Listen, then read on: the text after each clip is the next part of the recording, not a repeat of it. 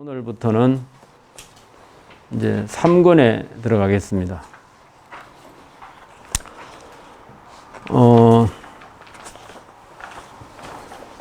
이 3권에는 제일 앞에 책을 보시면 6쪽을 한번 펴보실래요? 여기 이제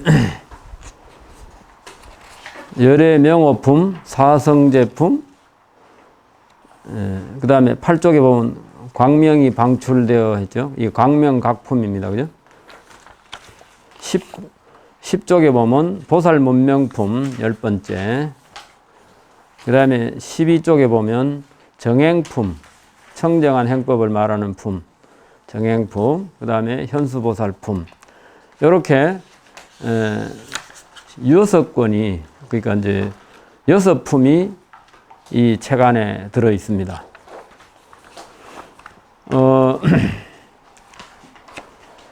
이런 식으로 한글 그 번역본을 해서 한 권에 이렇게 책으로 만든 경우가 제가 처음 시도하는 겁니다.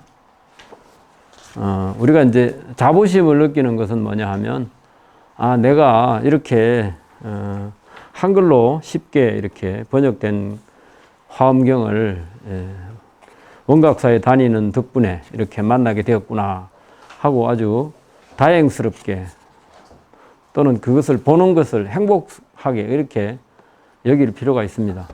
그게 이제 일종의 자부심도 될 텐데, 이제 우리 불교에서 이제 이렇게 한글 대장경이 완역되고도 이런 식으로 해본 적이 없는 것 같아요. 그리고 이제 경문을 또 공부하면서 이제 작은 제목을 이렇게 쭉 달아서 어떤 식으로 내용이 흘러가고 있다는 것을 이제 볼 수 있는 그런 장점도 있습니다. 자, 그러면은 그 프린트에 보면 첫 장에 19쪽 제일 처음에 보면 인행을 닦아 과덕에 개합하는 견해를 내는 부분이다. 이게 무슨 뜻이냐 하면, 이제 앞에 정멸도량법에서 우리가 이제 세주묘원품부터 시작해서 제 6번째 기로자나품까지 이제 부처님이 성불 하신 모습, 그것을 주제로 그렇게 쭉 공부를 했습니다. 그 중간에 보현보살의 삼매 속에서 또 이 세상에 생긴 모습, 그죠? 거기 19쪽에 그 아랫단에 보면 여기서부터 정멸도량법에서 시작한 부처님의 성불을 선포하고 보현보살의 삼매 속에서 정각, 깨달음의 경계에서 본 이 세상에 생긴 모습, 그 다음에 이제 우리 중생들이 갖고 있는 번뇌의 원인이 뭐다, 또 세상이 어떻게 변화할 건지, 그 속에 사는 중생들의 모습, 그것은 또 어떤 건지, 이런 것을 주제로 쭉 이제 우리가 공부를 했어요. 근데 경문이 많아서 어느 것을 이야기하는지를 잘 모를 수가 있겠습니다만은, 근데 이제 우리 사람들이 우리가 공부를 하고 깨달음을 추구해야 되는 것은 왜 그러냐 하면, 셋째 절에 우리들이 즐겁다고 하는 것은 머지않아 잉태될 괴로움과 공포의 원인이 된다. 우리가 이제 돈 벌고 애 놓고 또 세상에 출세해서 사는 것이 또 이제 양심껏 살면은 괜찮은데, 그렇지 않고 불교를 잘 모르는 사람은 이번 생에 다 이루려고, 그죠? 사람이 태어나면 죽으면 끝이다, 이 생각 속에서 이번 생에 다 이루려고 하다 보면 마음이 바빠지겠죠. 그러다 보면 살다가 이제 나쁜 짓, 범죄 심리가 난다 이거예요. 출세를 빨리 하려고 하다 보면은 뭐 비자금도 만들어야 되고, 어디 가서 뭐 부정 비리도 해야 되고, 때로는 남의 것을 훔치기도 하고, 뭐 이런 식으로 살다 보면 우리처럼 이제 우리 여기 오시는 불자님들처럼 그런데 안 얽히고 사신 분들은 그냥 편안히 늙어갈 수 있지만 세상에 좀 좋은 대학 나오고 아주 출세 가도를 달리고 싶으면 중간에 수많은 유혹에 빠집니다. 그러다 보면 이제 죄를 좀 짓더라도 출세를 해야 되겠다 이 생각으로 뻔히 죄인 줄 알면서 그걸 하게 된다는 거죠. 그러다 보면 잘못하면 나이가 들면 들수록 죄만 늘어가는 그런 경우가 생기죠. 그러다 보면 나중에 이제 어느덧 감옥에 가 있고 또 이제 우리가 이제 가까운 예로 대통령은 했는데 끝나고 감옥에 가 있다. 우리나라 그런 경우가 많잖아요. 이게 뭐냐? 정상적으로 살아서는 한 번 생에 다 이룰 수 없다. 아주 유명한 그룹의 회장이라는 사람이 감옥에 있고 또 이제 이게 뭐냐? 살다 보면 어떻게 비리에 연루될 수밖에 없는 그건 뭐냐? 제가 생각하기에는 이번 생에 다 이루려고 하고 남한테 지고 싶지 않은 생각 이게 뭐냐? 결국은 욕심이라는 거죠. 그러니까 현재에 즐겁다고 느끼지만 그것은 머지않아 내가 감옥에 갈 수도 있다. 여러 사람의 손가락질을 당할 수 있다 하는 그것이 항상 그 속에 내재하고 있죠. 그래서 이제 욕심의 눈이 아닌 깨달음의 눈으로 보는 세상은 끝없이 펼쳐지고 있다. 그것을 이제 보현보살의 삼매를 통해서 우리가 이제 앞에 첫 번째 정멸도량법에서 봤다는 겁니다. 그리고 지금 이제 그 위에 문장, 이 첫째 문장인데 우리 경 20쪽 한번 볼까요? 박 실장, 이 외부 마이크 안 써도 되죠? 지금은 잘 들립니까? 방송은 상관없고요. 계시는 분들이 그래요. 예. 우리 책 20쪽 큰 글자로 한번 보겠습니다. 저 때에 세존이 마갈 제국 아라냐 법보리 도량에 계시면서 비로소 정각을 이루시고 보광명전에서 연화장 사자자에 앉으시었다. 묘한 깨달음이 다 원만하시며 두 가지 행위 길이 끊어지시며 모양 없는 법을 통달하시며 부처님 머무시는 데 머물며 부처님의 평등을 얻었으며 장애 없는 곳과 가히 굴릴 수 없는 법을 굴림에 이르시며 행하는 바가 걸림이 없으시며 헤아릴 수 없는 뜻을 세우시며 두루 삼세를 보시었다. 십불찰 미진수 보살과 더불어 함께 하시니 모두 이 일생보처 아님이 없음이라. 모두 다른 지방으로부터 함께 와서 모였도다. 모든 중생계와 법계와 세계와 열반계와 모든 업의 과보와 마음으로 행하는 차례와 온갖 글의 뜻과 세간과 출세간과 함이 있고 함이 없음과 과거 현재 미래를 두루 잘 관찰하셨느니라. 이제 이 화엄경에서 말하는 것은 부처님이 먼저 성불을 하셔서 깨달음 이룬 상태에서 이 세상을 보는 관점이거든요. 근데 우리는 어떠냐? 모든 걸 부모로부터 물려받은 탐진치를 근본으로 우리가 하고 있다는 겁니다. 그렇기 때문에 이왕이면 남은 좀 나쁜 거 가져가더라도 나는 좋은 거 가지고 싶고 남의 것이 좋은 것이 있으면 때로는 빼앗고 싶은 마음도 들고 이게 이제 우리 중생의 마음이다 이거죠. 이제 그래서 그것은 누구나 그런 마음을 가지는데 부처님의 마음으로 보면 그게 다 부질없는 짓이다. 부질없는 짓이다. 그리고 이제 열심히 살다 보면 부처님은 누구한테 뭘 돌라고 안 해도 부처님 욕심이 없으시고 무소유면서 아무 가진 것이 없으시면서 이 세상의 주인이잖아요. 그래서 세주라고 합니다. 이 세상 세자 주인 주자. 부처님은 그냥 과사 한 벌만 걸치고 계신데도 이 세상의 주인이다 그래요. 그럼 그 주인이라는 건 뭐냐 하면 무소유는 그죠? 소유한 것이 없다. 이것도 되죠? 근데 그걸 거꾸로 생각하면 더 이상 가질 것이 없다. 왜냐? 다 내 거니까. 그죠? 부처님 눈은 이 세상 모든 중생이 어여쁜 중생인 거야. 가여운 중생인 겁니다. 그렇게 안 살아도 될 텐데 결국은 욕심에 눈이 어두워가지고 살다 보면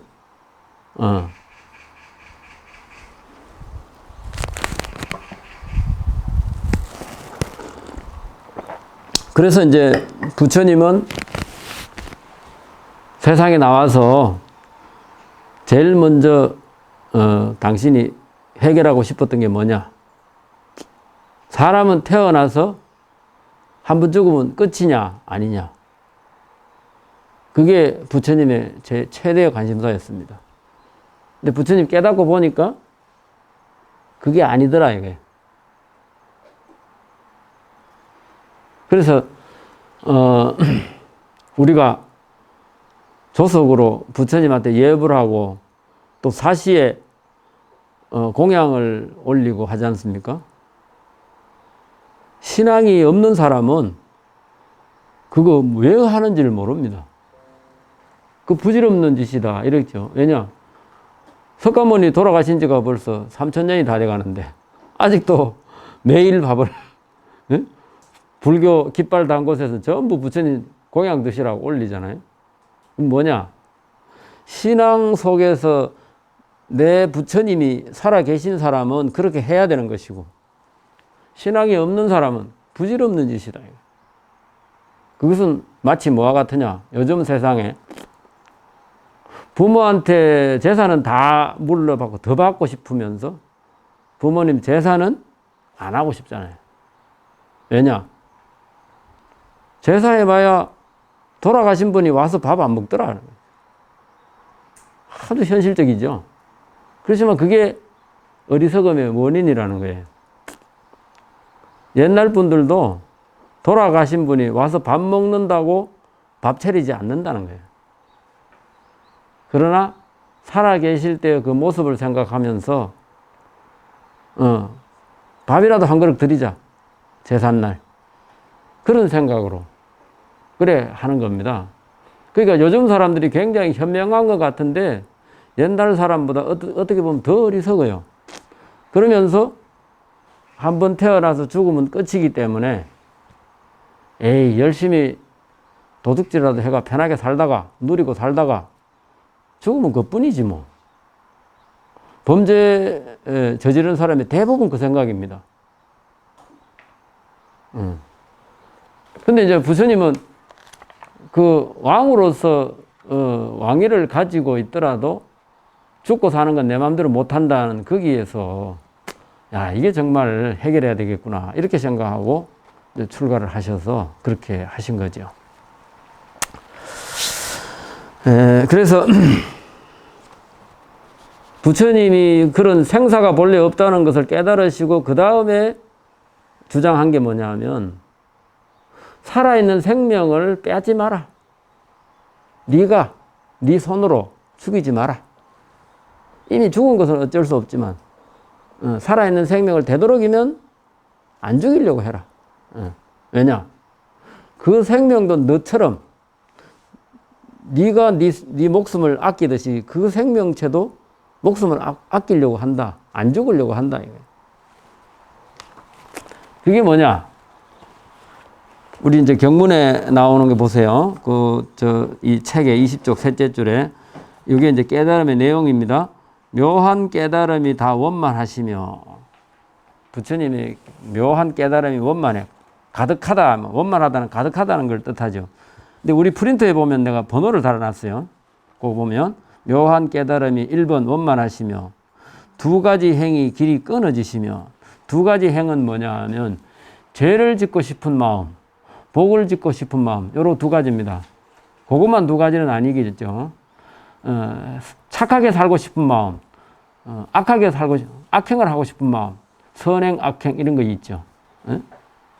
이런 것들이 이제 어떤 경우를 당했을 때 사람은 누구나 악행인 줄 알면서도 내가 먹고 살기 위해서는 어쩔 수 없다. 이런 생각을 일으킨다는 거지. 그 두 가지 행, 이렇게 할까 저렇게 할까. 이게 사람은 누구나 그게 시달리잖아요. 근데 그게 부처님한테는 없다는 겁니다. 왜냐? 남의 것을 빼앗고 싶지도 않고 살아있는 생명을 죽이고 싶지도 않기 때문에. 그 다음에 모양 없는 법을 통달하시며,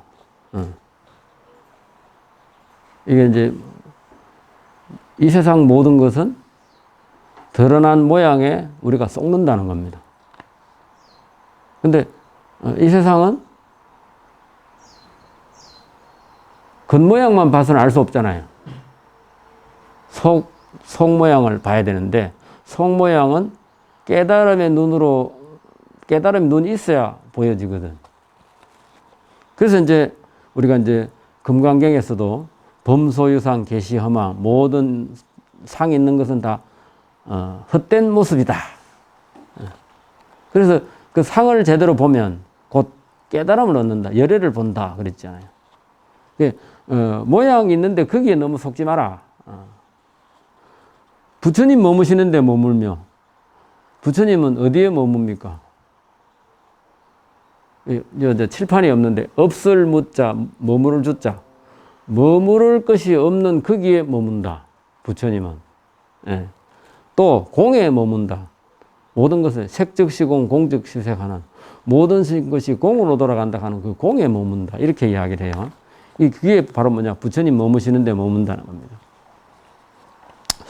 부처님의 평등을 얻었으며, 이 만민평등, 남녀평등, 계급평등, 부처님은 인도 지금도 카스트 제도가 있지만 왕족으로 태어났으면서도 사승계급의 평등을 주장했어요.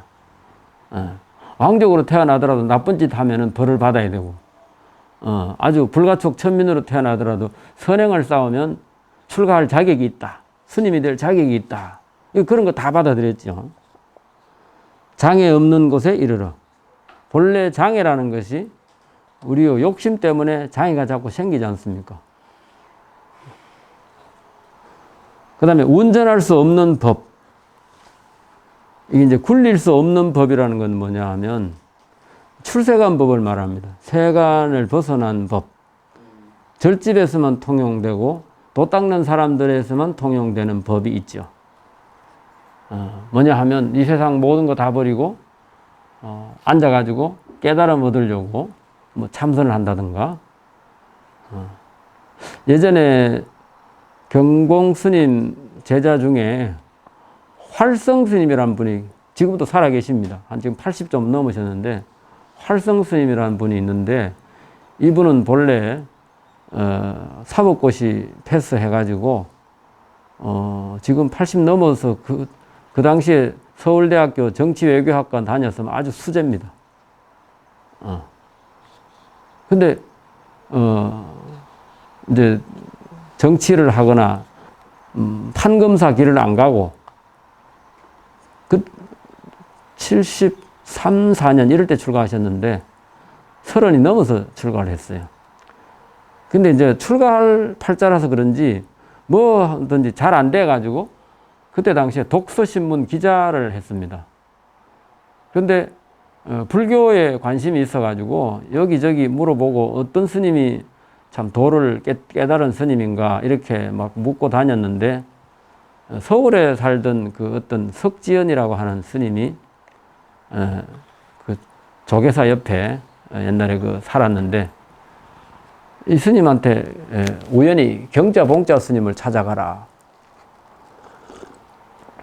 그래가지고 극락암에 와서 이제 그때는 출가할 마음이 없었죠. 오셔가지고 큰 스님한테 인사드리고, 그리고 이제 이야기를 쭉 하는데 스님이 근데 차 한 잔 먹고 이제 대접을 받고 그리고 이제 저는 서울 올라가겠습니다 하고 작별 인사를 하니까 경봉 스님이 며칠 있다 다시 올 텐데 미리 그렇게 인사하지 마라. 그래가지고 아니 스님 저 다시 안 올 겁니다.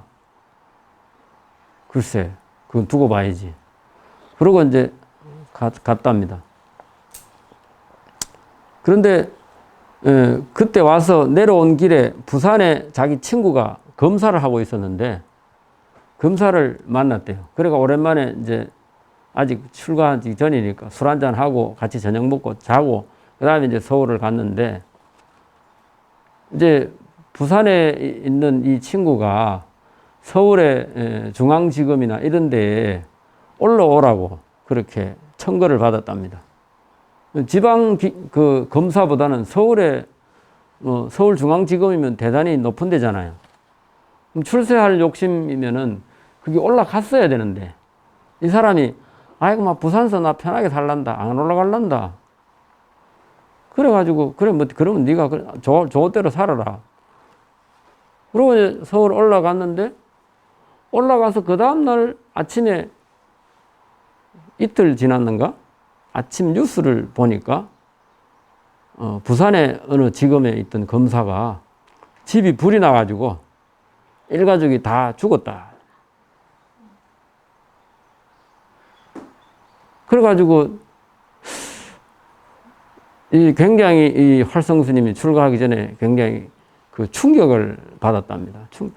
아니 세상에 자기가 만날 때 서울에서 중앙에서 부르면 출세 욕심이 있으면 서로 가려고 난린데 이 사람은 뭐 부산에 여기 뭐 편하게 회나 좀 먹고 우리 마누라하고 이제 살만하니까 그냥 여기 살란다 안 갈란다.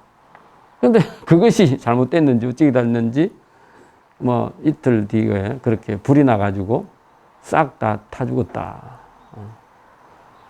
그래서 그때 당시에 그 본인은 친구를 만나서 올라가면서 야 저런 종류의 사람도 있구나. 출세가 보장된 서울 쪽에서 오라는데 안 가고 버티는 것도 그렇지만 그 이틀 뒤에 그렇게 불이 나서 죽을 줄 어떻게 알았겠느냐.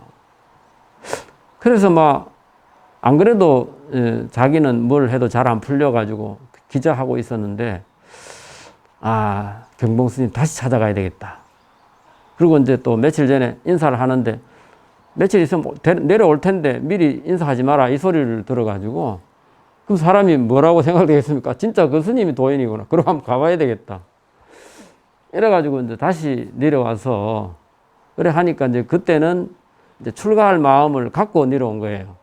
아이고 막 세상 뭐 나도 스님이나 되면 좋겠다. 저렇게 훌륭한 도인 스님 밑에 공부하면 얼마나 좋겠나. 이 생각을 가지고 이제 내려와 가지고 이제 그렇게 출가할 생각을 가졌다 이렇게 하니까 경봉 스님이 그렇게 좋아하시더랍니다. 내가 출가할 무렵에도 경봉 스님께서 상자들 중에 공부 좀 잘하고 서울대 출신이라고 하면 그래도 최고 수재잖아요. 그런 상자가 별로 없었던 거라. 당신은 도인이면서 현대적인 법문도 하시면서도 그렇게 좀 뛰어난 제자를 좀 가지고 싶은 그런 생각이 있으신 거겠죠.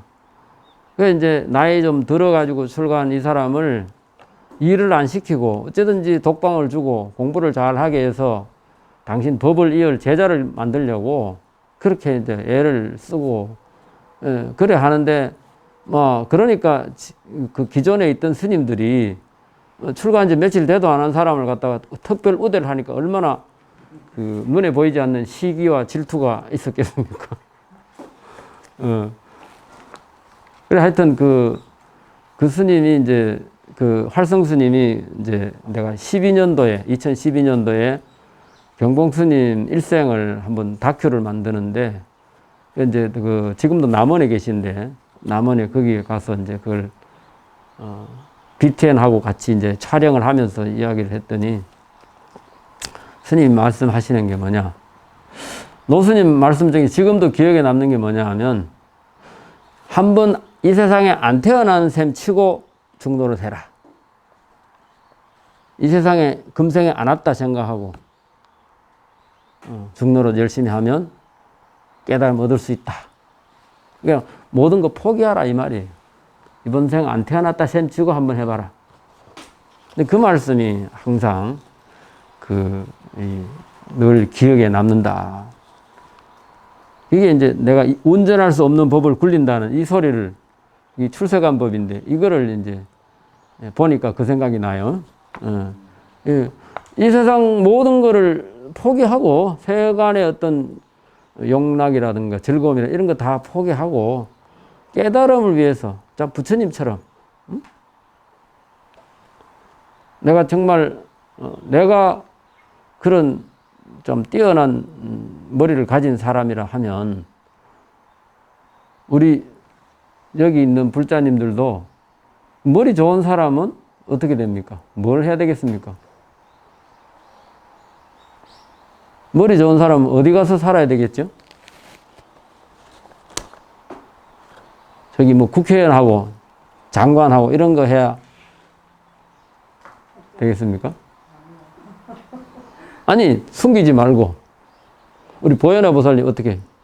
내 아들이 서울대 나오고 사법고시도 패스하고 했다. 그럼 뭐를 해야 된다고 생각이 들어요?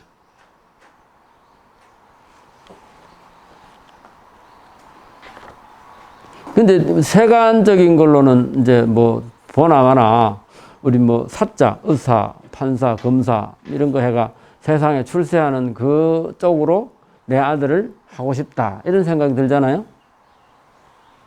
그런데 옛날에 큰 스님들 다 부모가 다 그런 생각을 했습니다. 근데 보조 스님은 왜 출가했느냐? 머리가 좋고 뛰어난데 항상 아픈 거야. 아파가 언제 죽을지 몰라. 그래가지고 약으로 안 되니까 절에 가서 빌었어요. 아버지가. 그것도 엄마가 아니고 아버지가.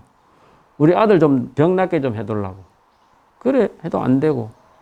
마지막에 어떻게 발언을 했느냐. 부처님 제자를 만들어 드릴 테니까 우리 아들 병만 낫게 해주세요. 그러고 발언했는데 진짜 병이 나서 버렸어. 그래 보조 진울 스님이 그래 출가하신 겁니다. 이 세상에 처음부터 스님 되라 하고 절에 보내는 사람 아무도 없어요.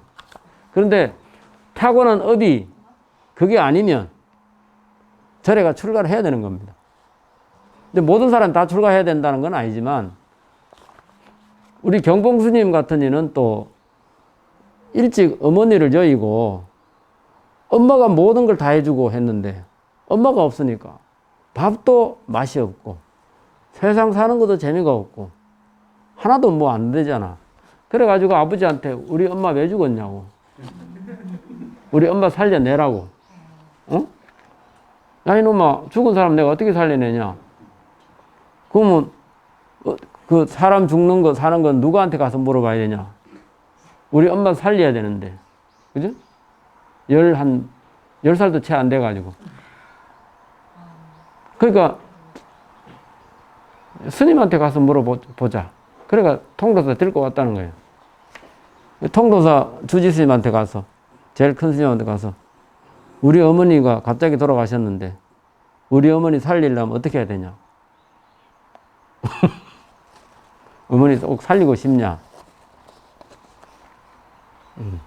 죽은 사람 살리는 법은 없다. 그러나 네가 그 사람이 태어나서 죽고 사는 그것을 제대로 알려면 출가해가지고 도를 닦으면 알 수 있다. 그래가 출가하신 거예요. 그러니까 이 활성스님은 야 자기는 뭔가 해도 안 되는데 부산에 와서 검사하는 친구가 서울에서 부르는데도 안 갔어. 그런데 갔으면 살았을라나? 부산에 있다가 이틀 만에 죽었다는 소식이 아침 뉴스에 딱 뜨니까 그걸 보고 충격을 받아가지고 야, 이 세상에 도대체 뭐가 정답이냐. 그런 이제 경봉 스님한테 출가를 하러 온 거예요. 그러니까 이번 생 안 태어난 셈 치고 공부해라.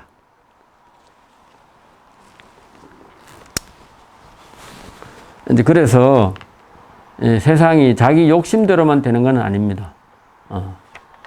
그러니까 여러분들도 살아가면서 야, 저 사람은 정말 스님 돼야 딱 옳은 사람이다.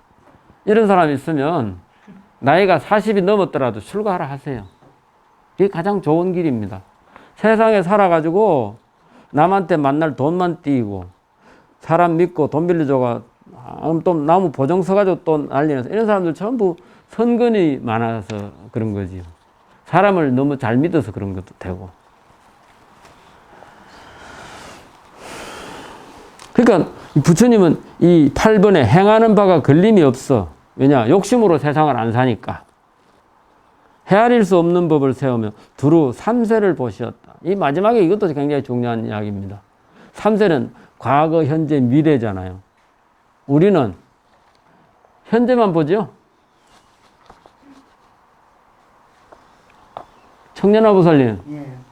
현재만 봅니까? 보살님 미래도 보잖아요. 아니 연세가 많으신 분도 음식 먹으면서 이거 좀 잡수세요. 그건 니나 먹어라. 자기는 이거 먹어. 그거보다 이게 더 맛있고 몸에 이하다. 그럼 그래? 그거 먹지. 그게 우리 사람이에요. 왜냐? 미래를 생각하니까. 먹고 내 몸에 이로와야 되잖아. 응? 음식 먹으면서 죽으려고 음식 먹는 사람 별로 없잖아요. 살라고. 그래도 미래를 보고 사는 겁니다. 근데 우리는 어떨 때 보면 과거도 한 번씩 생각해요. 야, 내가 어쩌다가 이 로또 복권에 됐을까? 전생에 나라를 구했나? 이런 생각 하지요. 간헐적으로 그런 생각을 하는 겁니다. 그런데 죄를 짓고 감옥에 가 있으면 과거, 현재, 미래가 다 생각이 듭니다. 감옥에 가본 적은 없는데 감옥에 가거나 두 번째는 병을 얻어가지고 병원에 장기 입원해 있는 사람은 사람이 착해집니다. 반성을 해요. 내가 어떻게 살았으면 됐을 텐데 내가 어떻게 잘못 살아가 이래 됐지. 주사 맞고 할 생각이 없잖아. 근데 18살 때 내가 그랬어요. 사고 나니까 3개월 병원에 매일 링거를 꽂고 있으니까 반성이 되더라고. 그때 반성 안 했으면 나 스님 안 됐을지도 몰라요. 이 3세를 봐야 되는 겁니다. 내가 이렇게 살아가지고 내 장차 뭐가 될 거냐. 그렇게 말 안 해도 자기가 스스로 봅니다만은 좀 더 착하게 진리대로 이렇게 이렇게 하면 안 되지. 내가 결국은 이 세상에 죄 지으면 안 되겠지. 죄를 좀 덜 짓고 살자. 남한테 원망 안 하고 원수 안 맺고 살고. 나는 금생의 목표가 그거예요. 남한테 빚 안 지고 그다음에 남한테 욕 안 얻어먹고 되도록이면 살고 싶고. 그러면 착하게 사라지면 뭐 다음 생은 좀 낫게 살겠죠? 그런 마음을 사람이 다 안 가요. 지금도 나는 행복하다고 생각합니다. 내가 우리 수연성 보살 보고 나 스님 내가 지금 이제 제일 행복하게 산다. 편하게. 행복하다는 생각은 근데 우리 보살님들이 다들 아이고 스님처럼 그렇게 고생하면 살면은 아이고 나는 우리 아들 스님 안 만들고 싶습니다. 이런 난 고생이라고 생각 안 되는데 그래 고생이라고 하대. 내가 부처님한테 늘 기도하고 사니까 그게 고성스럽게 생각되는가 봐. 내 생각은 우리 화원지 보살님 내가 부처님 때문에 이 세상에 새로운 생명을 얻어 살기 때문에 부처님 은혜를 잊어버릴 수가 없습니다. 우리 부모보다 난 부처님이 더 은혜를 갚아야 된다는 사람으로 생각을 합니다. 그렇게 되면 사람이 열심히도 살아야 되겠고 또 부처님 늘 존경하고 기도하고 그게 내 본업이다 이렇게 생각하고 그렇게 그 다음에 열 부처님 세계 티끌수 보살과 함께 계셨으니 그랬잖아요. 열 부처님 세계 이걸 한문으로 십불찰 미진수. 우리 이제 화엄경을 보는 사람은 십불찰 미진수라는 게 뭐를 뜻한다 이거를 여러분들이 어느 정도 이제 계산을 해야 됩니다. 전에 그 표 하나 보여드렸죠. 그 이렇게 둥그렇게 해서 그 안에 뭐 돛담배처럼 이렇게 쫙 펼쳐진 그 모습 그게 십불찰 미진수입니다. 그게 뭐냐 하면 이 세상에는 잘 사는 사람만 있는 것도 아니고 아주 훌륭한 사람만 있는 것도 아니고 죄 짓는 사람, 지옥에 가는 사람, 악의에 사는 사람, 축생으로 사는 사람 그런 게 뭐 수없이 이제 같이 혼재되어 있는 그 속에 우리가 사람으로 살고 있는데 그래서 그것이 다 우리가 사는 모습인데 이제 화엄경을 다시 제가 공부하면서 느끼는 건 뭐냐 사람이 이 세상 모든 벌레라든가 중생을 괴롭히며 살아서는 안 되겠다 이거예요. 사람이 지가 뭐 그래 잘났다고 쓰레기는 있는 대로 만들고 이 대기 오염시키고 이 기후 문제 계속 일어나잖아요. 이게 전부 사람이 만든 거잖아요. 그러니까 우리 부처님 이 화엄경의 정신으로 살면은 되도록이면 좀 자연스럽게 그 다음에 환경 오염 덜 시키고 쓰레기 덜 만들고 사는 것이 가장 좋은 삶의 방법인데 그것을 추구하는 것이 바로 이제 깨달음의 삶이 아닌가 이런 생각을 합니다. 그래서 우리 앞에 10가지만 이렇게 쭉 항상 생각을 하시고 그리고 또 이제 늘 우리가 이제 이 깨달음의 깃대에서만 살 수는 없으니까 마음이 복잡하거나 이럴 때 요 경문을 한번 이렇게 읽어 보십시오. 그러면 아 그렇구나 살아가면서 경문을 오늘 보는 게 다르고 내가 되게 힘들 때 보는 게 또 다르고 또 어떤 큰 일을 겪고 나서 또 마음이 달라졌을 때 보는 경문이 다르고 그렇습니다. 근데 그 이제 19쪽 그 프린트에 다시 돌아와서 욕심의 눈이 아닌 깨달음의 눈으로 보는 세상은 끝없이 펼쳐진다는 것을 보여주고 있고 그 세계마다 부처님이 다 계시고 이것은 부처님이 안 계시더라도 불법의 진리는 항상 유통되고 있다는 거. 그죠? 형상으로 만들어진 부처님이 아니고 육신 모습으로 부처님이 아니고 우리 진리가 있으면 부처님이 계신 거다 이래 보는 겁니다. 우리가 경전을 이렇게 공부하면서 여기서 마음의 평안함을 얻고 경전을 의지하는 마음만 있으면 불법 진리가 살아있는 거 그건 부처님이 살아있는 거하고 같습니다. 그리고는 우리가 지나간 공부인데 비로자나 보면서 네 분 부처님의 성불 모습을 우리가 공부를 했죠. 지난 시간에 한 건데 처음에는 대의강 태자 그 다음에 대의강 동자 대의강 보살 이렇게 하고 나중에 이 보살일 때는 출가했을 때입니다. 그리고 대천왕 나중에 죽어서 하늘에 천왕이 됐습니다. 그래서 이제 그 다음 생에 석가모니로 내려오는 겁니다. 이제 그런 이제 모습을 보고 이제 이 대의강 태자가 나중에 시달타 태자처럼 이제 석가모니로 이 사바세계에 내려오시는데 그 전생에 대의강 태자 시절에 그 아버지 부왕 희견 선해왕과 모든 관리 백성들 이런 분들을 다 데리고 절에 가서 부처님 진리 듣기 위해서 다 몰려가는 이런 장면도 서술된 게 있었죠. 근데 이제 이 장면이 바뀌어서 오늘 공부하는 이 열의 명오품부터는 수행을 해서 내가 부처가 돼야 되겠다. 이게 주제입니다. 그런데 그 다음 20쪽에 보면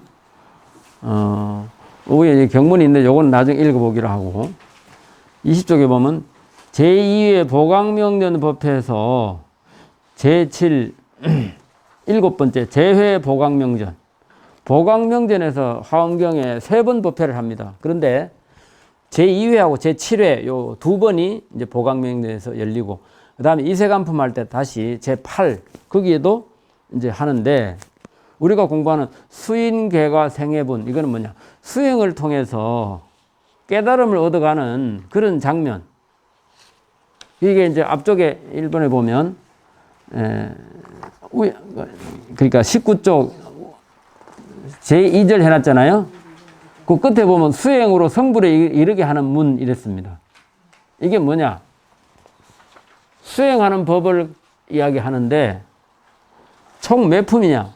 31품이다 이거예요. 그러니까 제7 열의 명언품부터 제37 열의 출현품까지 그게 이 수인계가 생해분 수행하는 법을 이야기했습니다. 그러니까 화엄경의 대부분은 수행해가지고 부처되는 법을 말한 겁니다. 그래서 화엄경의 주제는 성불이고, 그죠? 목표는 보살행이다. 이렇게 이제 생각을 하고 계세요. 그러니까 수인계가 생해본 이것이 31품인데, 다시 20쪽으로 돌아와서 31품으로 십신, 십주, 십행, 십회양, 십지, 등각, 묘각. 이걸 다 하면 52단계입니다. 이렇게 닦아가는 방법을 말했습니다. 근데 이렇게 되면 이 불교가 너무 어렵죠. 단계도 10단계도 아니고 52단계나 있으니까. 이게 이제 불교가 어렵다는 거지. 그러니까 어려우면 요즘 사람들은 싫어하잖아요. 이거 차 한 잔씩 드시고 하세요. 한 잔씩 드십시오. 그러니까 이 불교가 어려워지는 이유가 부처님의 법문이 어려운 것도 있겠죠. 근데 그 핑계입니다. 네. 부처님 법문이 어려운 게 아니고 우리 마음이 딴 데가 있기 때문에. 예. 근데, 화엄경에서는 쉽게 성불하는 법을 이야기했어요. 그게 어디서 나오냐 하면, 16번째 범행품에 가면, 범행을 잘 닦으면, 아주 이 수행을 잘 하면, 처음 발심했을 때 바로 깨달음을 얻는다. 이렇게 나옵니다. 처음 발심했을 때 바로 초발심시 변성정각, 변정각. 이게 화엄경에서 말하는 바로 깨닫는 방법입니다. 근데 거기서 주의점이 뭐냐? 깨달음을 얻으려고 하는데 다른 사람을 의지하려고 하지 마라. 이렇게 이야기해요. 깨달음을 얻으려고 할 적에 다른 사람한테 공부해가지고 얻으려고 하지 마라. 이 굉장히 중요한 소리인데, 그러면 공부 오늘 안 해야 되겠네. 이래 되잖아요. 공부하는 마음 자세가 이제 선생한테 공부는 하되, 불교에서 말을 항상 이렇게도 하고 저렇게도 하긴, 남이 대신 깨달아 주기를 바라지 마라. 남이 공부시켜주는 거기에 그게 다다 생각하지 마라. 내가 정말로 내 마음이 동해가지고 깨달음을 얻으려고 노력해야지. 선지식에게 의지하되, 선지식이 대신 깨달아 주는 게 아니다. 이거. 그렇죠? 내가 깨달아야 되잖아. 응? 그러니까 내가 방송에 나가도 이런 소리를 자주 합니다만은, 깨달음 얻는 것은 나는 쉽다고 생각을 해요. 그런데 본인이 마음이 딴 데가 있어. 죽을 고비를 넘기고 부처님 때문에 내가 살았다 이렇게 생각하는 사람은 공부하기가 쉬워요. 그리고 나는 금생에 나는 결혼 복은 없어. 나는 내 가정을 만들 복이 없어. 나는 출가하기 전에 그 생각을 했어요. 나는 부처님 제자로 부처님처럼 저렇게 깨달음 얻으면서 세상 사람들하고 그런 공간에서 만나고 이렇게 사는 것이 내 행복이지, 내가 가정을 이루어서 자식을 놓고 그 크는 재미를 보고 난 그런 재미는 내한테 본래 해당되지 않는다. 나 그렇게 생각했어요. 그럼 뭐냐? 이 세상 다 포기했다는 겁니다. 그러면 한 길밖에 없거든. 그 공부가 되는 거예요. 그런 마음 자세가 되면 그 속에서 만족이 있어요. 그러면 세상 무슨 재미로 사나? 세상의 재미가 그것만 있는 게 아니야. 그리고 복이 없는 사람은 그거 하면 할수록 주위에 사람들만 괴롭혀. 그런 게 있어요. 그런 게 있더라고. 아니, 우리 흉악범 저지르는 사람들 보세요. 뭐 잘 안 되니까 계속 범죄 저지르고 감옥에 들어갔다 나온 걸 자기 방에 들어갔다 나오는 것처럼 들락날락 거리잖아. 그런 사람들을 가족들이 얼마나 피곤하겠어요.